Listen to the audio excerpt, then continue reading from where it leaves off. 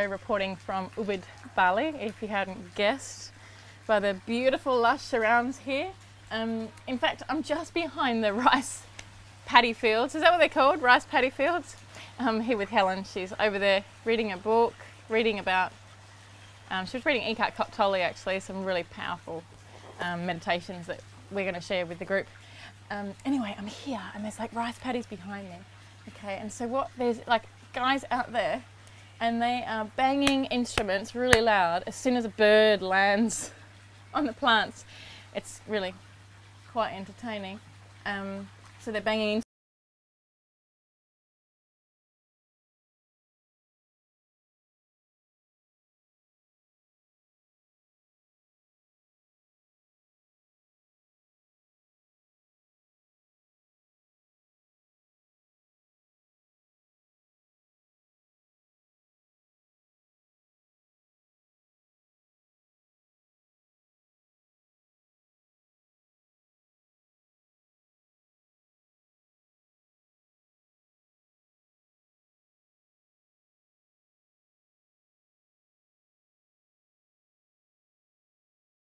There was one lady I connected with who was doing my nails. She, you might be able to hear that sound behind me. Yeah, we're talking about our children, and I was so close to saying that I'm really, really missing my children, and I'm glad that I didn't quite go into that space, because I was asking her about her child, and her son is 2.5 years of age, and this lady is Balinese, and she married a man from Holland, and through whatever happens, I don't know her story, but she said that her son lives with the father in Holland, and she hasn't seen her son for 18 months. Okay, and as soon as I heard that, I just thought, wow. You know, like I was going to say that I miss my children because it had only been 24 hours since I saw them.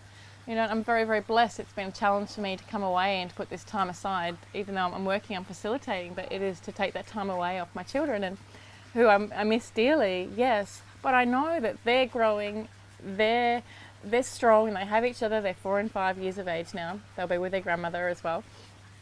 And, you know, you just realise it's like, you know, something just shows up in your life. Sometimes when you have this fleeting thought, and I nearly said the words, I miss my children so much. And I'm so fortunate that I didn't. And of course she showed up in my life. Of course the lady who was doing my nails hasn't seen her own son for 18 months. Because I need to get some perspective of how lucky and how fortunate I actually am. Okay? So that kind of leads me, I suppose, to talking about, you know, when we're asking something from the universe. So let's say we're looking at, it might be buying a new car, it might be starting a course or changing a business or whatever it might be. As soon as it starts off with just a simple thought, yeah? I can imagine myself doing painting, or I could imagine myself with a new car, whatever it might be. It starts off with that thought, yeah, or someone might say something that triggers something. And just watch how that thought, then you'll read something, you'll have a conversation about the matter with somebody else. And that is how, like most of you are probably aware of that with what I've just said then. But what actually happens for us is that we can build on that times 100.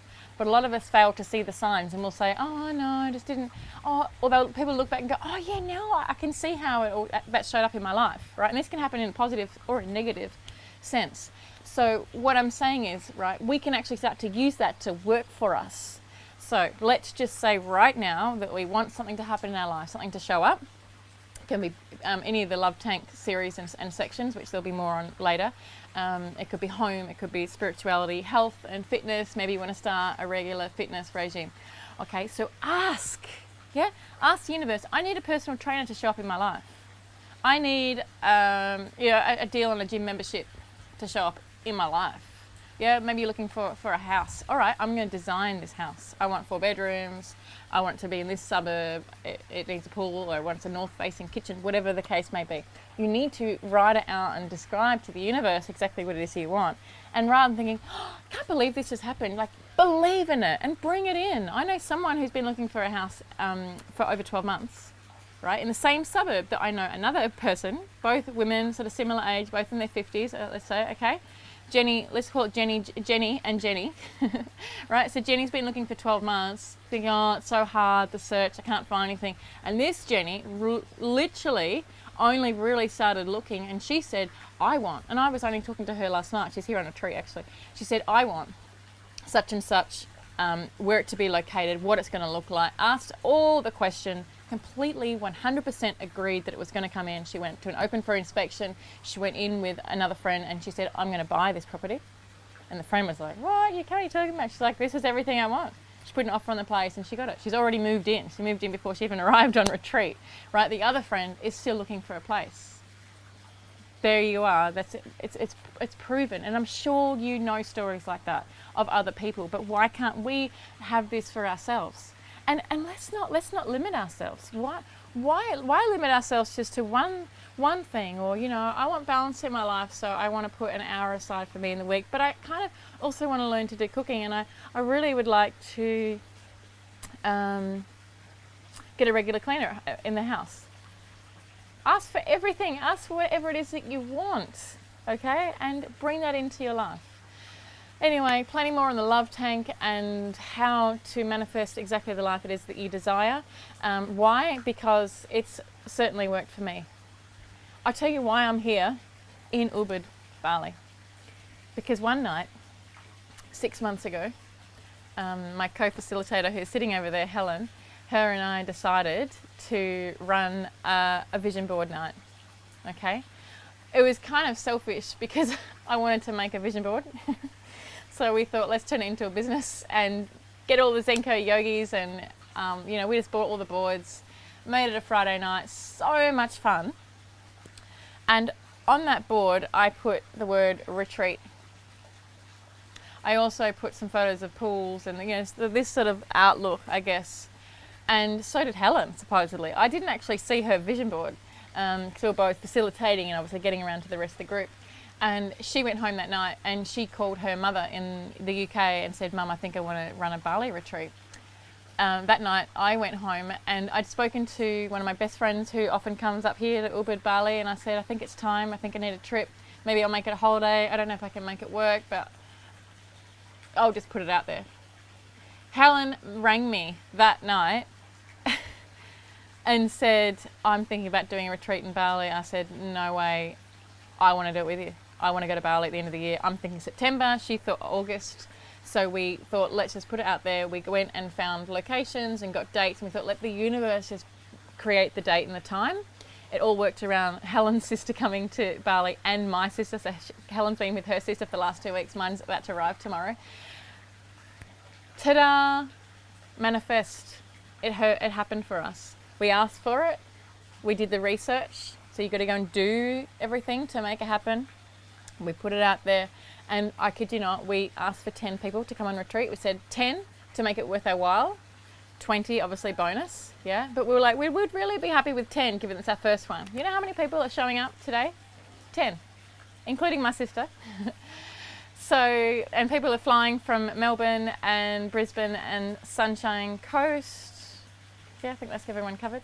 To be here with us in Ubud, Bali, all because of a vision board night. A vision board night, in case you weren't aware of, is when you get these pin boards and grab a whole lot of old magazines, might be travel, food, lifestyle, and just start with just cutting out things. Just be really messy about it. Don't be sort of accurate and, oh, do I want that, do I not?